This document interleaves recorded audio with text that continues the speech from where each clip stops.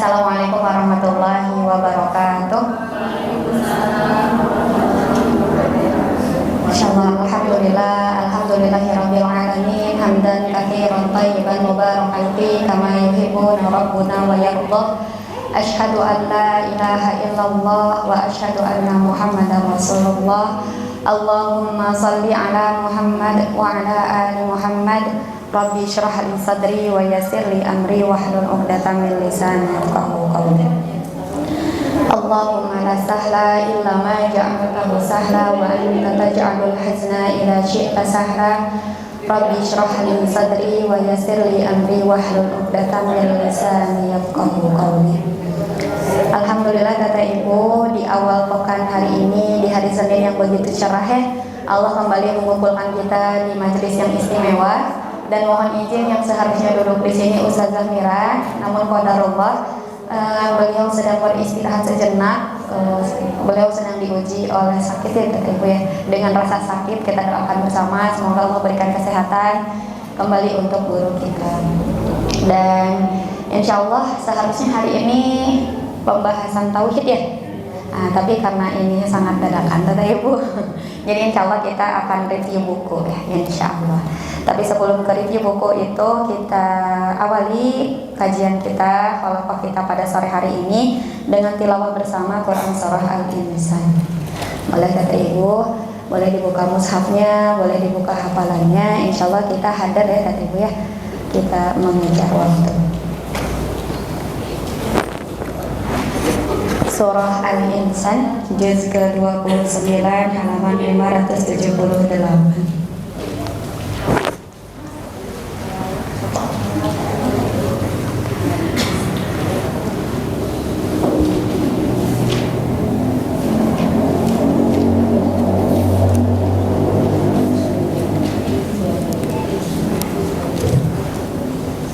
Sudah ada Kata Ibu? Halaman 578 juz 29.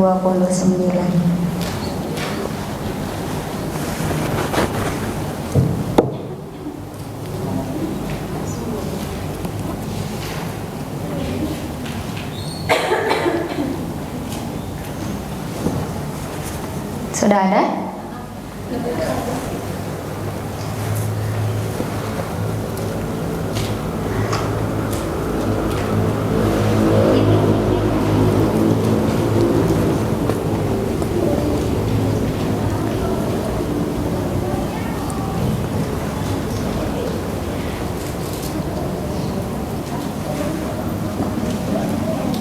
Kita bersama-sama ya. Fahid isnani talatah. A'udzu billahi minasyaitonir rajim. Bismillahirrahmanirrahim. Hal ata 'alal insani hinum minad dahri lam yakun syai'an madhkura. Inna khalaqnal insana min nuqfatin amsyajin nabtalihi faja'alnahu sami'an basira. Inna hadainahu as-sabila imma syakiran wa imma kafura. Inna a'tadna lil kafirina salasila wa aghlalan wa sa'ira. Innal abrara yashrabuna min ka'sin kana mizajuha kafura. Aynan yashrabu biha ibadullahi yufajjirunaha tafjira. Yufuna bin nadhri wa yakhafuna yawman kana sharruhu mustatira. Wa yut'imuna at-ta'ama 'ala hubbihi miskinan wa yatiman wa asira. Innama nut'imukum liwajhillahi la nuridu minkum jazaa'an wala syukura.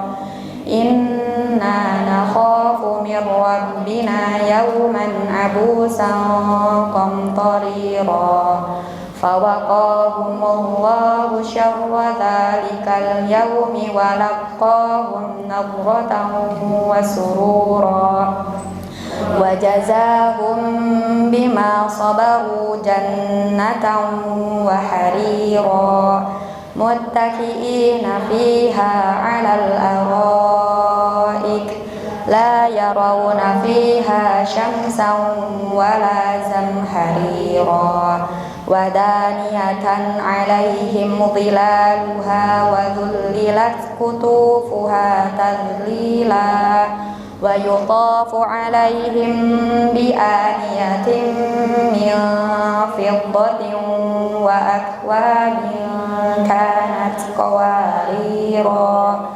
قوارير من فضة قدروها تقديرا ويسقون فيها كأسا كان مزاجها زنجبيلا عينا فيها تسمى سلسبيلا ويطوف عليهم ولدان مخلدون إذا رأيتهم حسبتهم لؤلؤا منثورا وإذا رأيت ثم رأيت نعيما وملكا كبيرا عاليهم ثياب سندس خضر واستبرق وهلوا أساور من فضة وسقاهم ربهم شرابا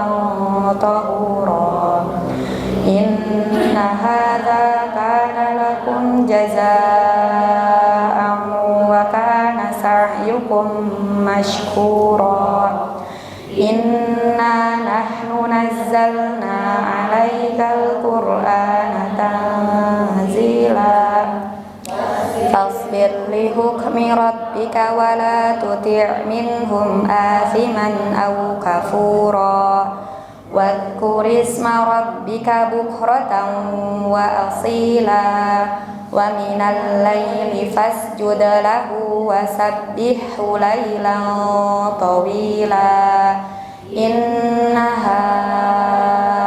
هؤلاء يحبون العاجلة ويذرون وراءهم يوما ثقيلا نحن خلقناهم وشددنا أسرهم وإذا شئنا بدلنا أمثالهم تبديلا إن هذه تذكرة فمن شاء اتخذ إلى ربه سبيلا وما تشاءون إلا أن يشاء الله إن الله كان عليما حكيما يدخل من يشاء في رحمته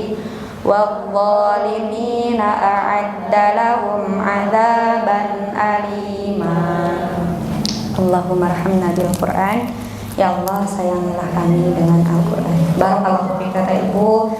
Semoga setiap ayat yang kita baca huruf per hurufnya memberikan keberkahan untuk kita semua, insyaallah. Amin ya Allah ya Rabbal alamin. Baik, Teteh Ibu izin kami perkenalkan buku ini. Mungkin memang bukunya tidak begitu familiar ya. Buku dari karya Abdul Daim Al-Kahel. Nah, beliau tidak begitu terkenal mungkin di telinga kita ya. Tapi beliau itu belum berdoa ya, astagfirullah. Kita buka majelis sore hari ini dengan berdoa bersama. Bismillahirrahmanirrahim. Allahumma inni as'aluka ilman nafi'an wa rizqan thayyiban wa amalan mutaqabbala. Rabbi zidna ilma warzuqna fahma. Allahumma anfa'na bima 'allamtana wa 'allimna ma yanfa'una wa zidna ilma. Rabbi zidna ilma warzuqna fahman. Allahumma inna na'udzubika min ilmin la yanfa' wa min qalbin la yakhsha, wa min nafsin la tashba, wa min da'watin la yustajabu laha. Amin ya Allah ya rabbal alamin. Baik.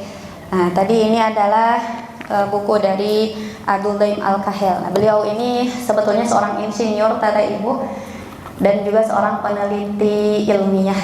Nah, tapi ketika beliau sudah menikah, beliau seperti memiliki kekosongan di dalam dirinya tata ibu, dan beliau pun sempat belajar Al-Quran dan menemukan ketenangan di sana, sehingga di sisa kehidupannya di usia yang sudah tidak lagi muda gitu ya, beliau memfokuskan untuk meneliti Al-Quran, dan ini salah satu karyanya. Beliau mengatakan, ketika saya banyak menghabiskan waktu bersama Al-Quran, saya merasakan keberkahan dalam setiap waktu saya. Tata ibu merasakan seperti itu tidak? Merasakan keberkahan di setiap waktunya? Insya Allah ya.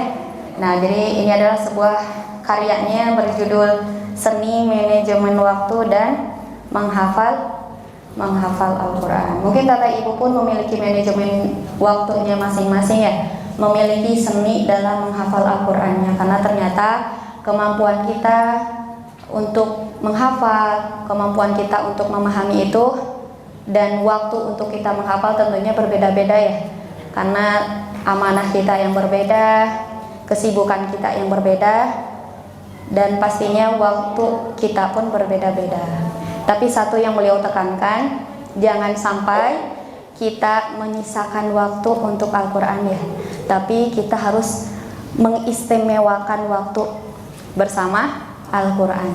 Jadi Al-Quran ini bukan kita tidak mensisakan waktu. Artinya sisa berarti tenaganya juga sisa ya. Mungkin waktunya juga tidak terlalu banyak seperti itu. Maka istimewakan waktu kita bersama Al-Quran. Kalau tata ibu biasanya kelas tahfiz ngapalin Qurannya di waktu apa tata ibu? Subuh. Kenapa subuh? Anak-anaknya belum hektik. Masih tenang ya waktunya.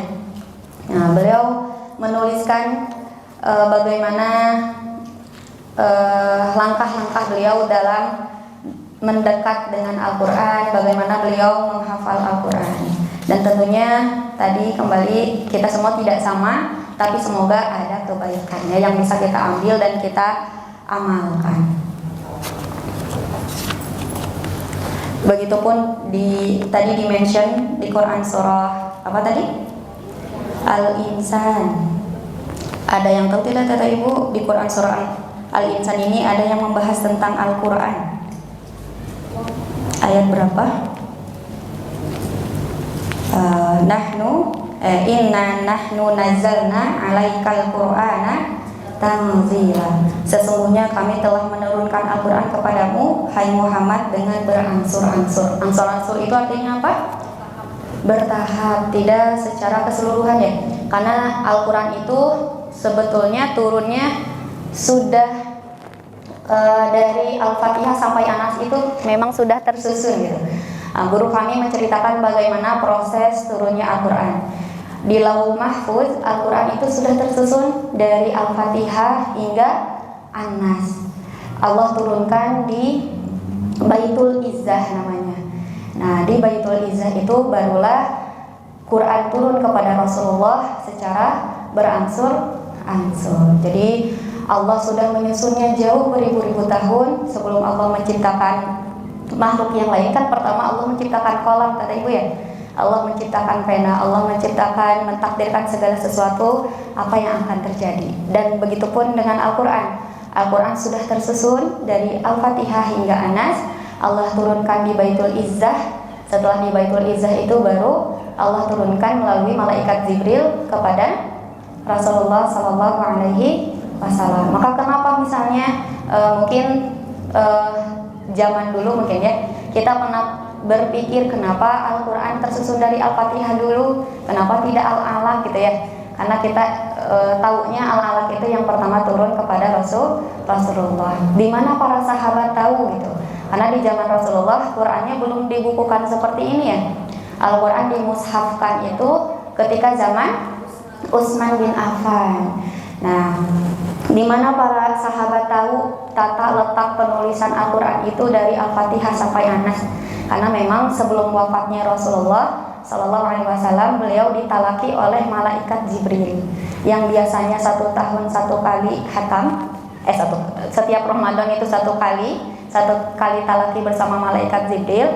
Ketika tahun beliau wafat di bulan Ramadan itu 2 kali ditalaki, sehingga para sahabat semakin kuat ingatannya terkait urutan-urutan daripada Al-Quran itu, kata ibu.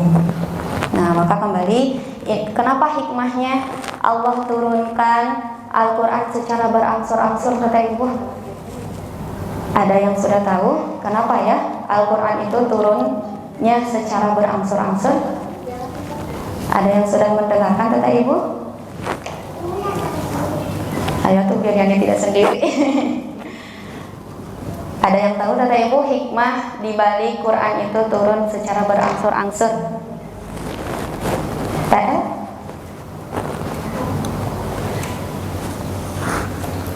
Khususan biasanya itu teman Yani. Masya Allah ya, ternyata ini ya, dadakan sekali. Semoga Allah bimbing lisan ini, kata ibu. Nah, di buku usul tafsir kalau tidak salah dijelaskan gitu, hikmah kenapa Allah turunkan Al-Quran secara berangsur-angsur. Yang pertama, untuk memudahkan Rasulullah Sallallahu Alaihi Wasallam menghafalnya. Ternyata kan Rasulullah tidak bisa membaca ya, Rasulullah tidak bisa menulis, maka dengan diturunkannya Al-Quran secara berurutan sedikit demi sedikit, bahkan wahyu yang pertama turun itu 5 ayat ya. Dan ketika turun pertama kali di Gua Hiro, kondisi Rasulullah tengah sendirian, turun malaikat Jibril dan membacakan Iqra gitu ya. Kata Rasulullah, ma'ana biqori, aku tidak bisa membaca. Diulang sampai 3 kali, Rasulullah terus menjawab, ma'ana biqori, aku tidak bisa membaca. Lalu karena rasa ketakutan itu Rasulullah dipeluk oleh malaikat Jibril, lalu dikatakan Iqra bismi rabbikal ladzi khalaq. Ternyata malaikat Jibril terus mengulang-ulang ayatnya hingga sampai ayat 5 dari Quran surah Al-Alaq. Yang pertama apa tadi? Untuk memudahkan Rasulullah menghafalnya. Yang kedua, agar menguatkan hati Rasulullah Sallallahu Alaihi Wasallam. Nah, ketika kondisi apa misalnya? Ketika Rasulullah hijrah bersama Abu Bakar ya ke Madinah, sempat berlari dari kejaran orang-orang kafir Quraisy, dikejar-kejar oleh pemuda-pemuda terbaik saat itu, dan Rasulullah hendak dibunuh oleh mereka. Lalu Rasulullah beserta Abu Bakar bersembunyi di gua apa? 2 Gua Hiro? Gua Tur, berbeda ya. Gua Hiro itu tempat Rasulullah menerima wahyu.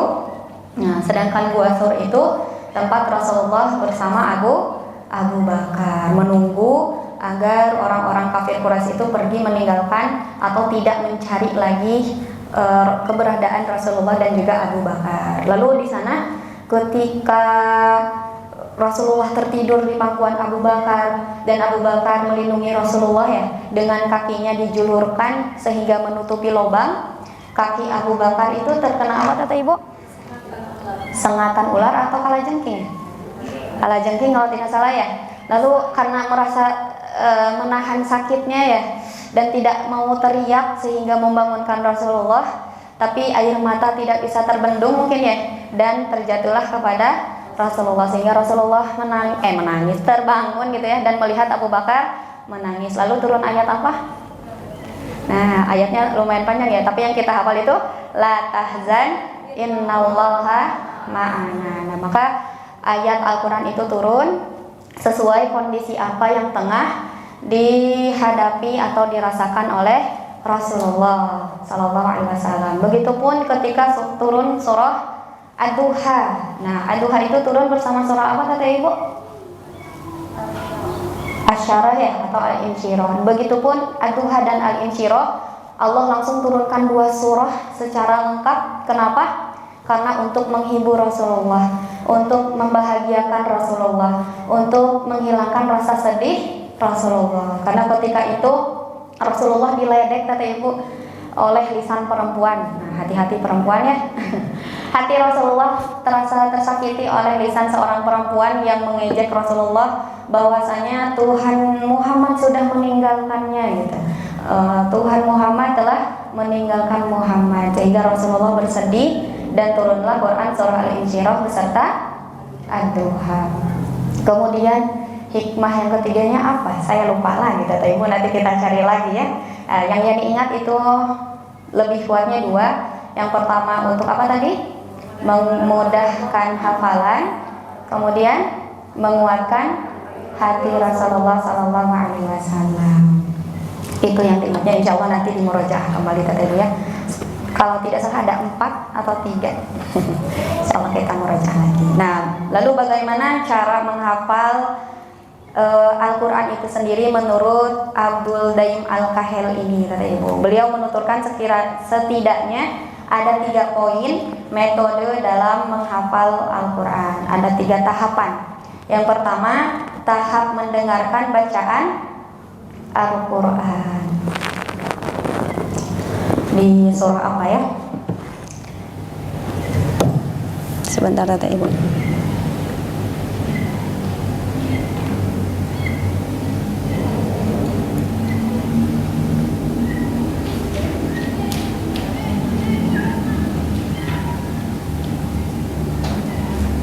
Al-Hijr.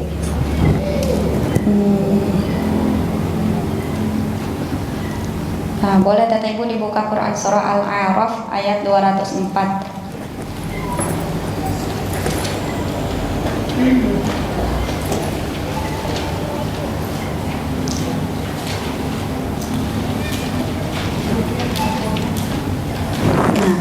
metode yang pertama tadi mendengarkan bacaan Al-Quran, sebagaimana tadi di Quran surah Al-A'raf ayat 204 Allah berfirman, A'udzubillahi minasyaitonirrajim. Wa idza quri'al Qur'ana fastami'u lahu wa ansitu la'allakum turhamun. Insyaallah. Di sini sebetulnya kalaulah dalam kaidah bahasa Arab ya Bapak Ibu, guru kami menyampaikan kalaulah dalam kaidahnya itu bisa saja Allah sebutkan sampai wa idza quri'al Qur'ana fastami'u, bisa sampai situ saja. Tapi karena kita ditekankan untuk diam, tapi bukan hanya diam, juga memperhatikan. Nah, maka di sini Allah tambahkan wa ansitu. Wa ansitu apa? Dan perhatikanlah. Jadi tahap pertama dalam menghafal Al-Quran adalah mendengarkan dan juga memperhatikan. Wa idza quri'al Qur'anu fastami'u lahu wa ansitu la'allakum turhamun, agar kamu mendapatkan rahmat. Kemudian poin kedua yaitu tahap memahami, mentadaburi dan mendalami makna dari ayat-ayat yang kita dengarkan tadi ya. Jadi tidak hanya berhenti pada mendengar, tapi juga memperhatikan. Apalagi untuk kita yang bukan orang Arab kata ibu ya, kita misalnya yang belum paham dengan kosakata bahasa Arab, itu terbantu sekali dengan terjemahan. Jadi ketika kata ibu sudah berproses menghafal Al-Quran, dibaca dan dipahami, tidak perlu hafal artinya, yang penting memahami ayatnya. Misalnya tadi tentang apa? Al-Insan. Surah yang tentang Al-Quran apa ya? Ayat tentang Al-Quran apa ya? Nazalul Quran. Kan ingat nuzulul Quran ya? Kalau ingat nuzulul Quran berarti malam turunnya Al-Quran. Nah, maka satu kata yang kita pahami itu bisa menjadi kunci memudahkan kita ingat kepada ayatnya. Kemudian terakhir, tahap menguatkan hafal Al-Quran dengan memulai mushaf. Maksudnya apa gitu ya? Memulai dengan mushaf itu, kata ibu misalnya memiliki target untuk hafal 1 halaman, maka ketika tadi sudah sedikit 3 baris, maka setelah tahap mendengarkan bacaan Al-Qur'annya, setelah memahami ayat-ayat yang kita akan hafalkan, Yang terakhir itu membaca secara sempurna. Nah, yang awalnya misal 3 baris, 3 baris, 3 baris, tahap ketiga itu membaca satu halaman full sebanyak 3 atau 4 kali untuk membantu menguatkan setelah ayat ini itu adalah ayat ini. Jadi menguatkan ayat-ayat selanjutnya yang akan kita hafal. Begitupun Rasulullah juga sama kata ibu ya tadi, menghafal Al-Qur'annya secara berangsur-angsur. Dan kata ibu bisa menerapkan metode menghafal ayat Al-Qur'an sesuai kondisi kita. Misalnya kata ibu lagi sedih, kata ibu lagi galau, kira-kira ayat apa ya yang deep banget untuk kondisi kita saat ini. Nah, misalnya di Quran surah Yusuf ya. Ketika Yusuf tengah bersedih dengan segala ujiannya, Yusuf berkata, "Innama ashku bathi wa huzni ilallah." Aku adukan semua keluh kesahku, rasa sakitku itu hanya kepada Allah. Jadi kalau misalnya tidak secara runtut pun itu tidak apa kata ibu. Selagi ada kemauan, selagi ada keinginan, maka jangan disia-siakan, karena ternyata kebaikan itu bisa mudah hilang itu kata ibu ya, karena ada setan yang mewaswasi kita, membisikkan kita dari arah kanan, depan, belakang, kiri, mana lagi? Udah ya, depan dan bawah tidak kata ibu ya. Jadi ketika ada kesempatan untuk mulai menghafal Al-Quran, maka ambil kesempatan itu, dekatkan diri kita dengan Al-Quran. Semoga Al-Quran ini kelak datang di hari kiamat sebagai pemberi syafaat untuk kita semua. Amin ya Allah ya Rabbal Alamin. Wallahu a'lam bishawab. Syukran jazakumullahu khairan ala ihtimamikunna wa astaghfirullahi wa lakum wa barakallahu fikum. Wassalamualaikum warahmatullahi wabarakatuh.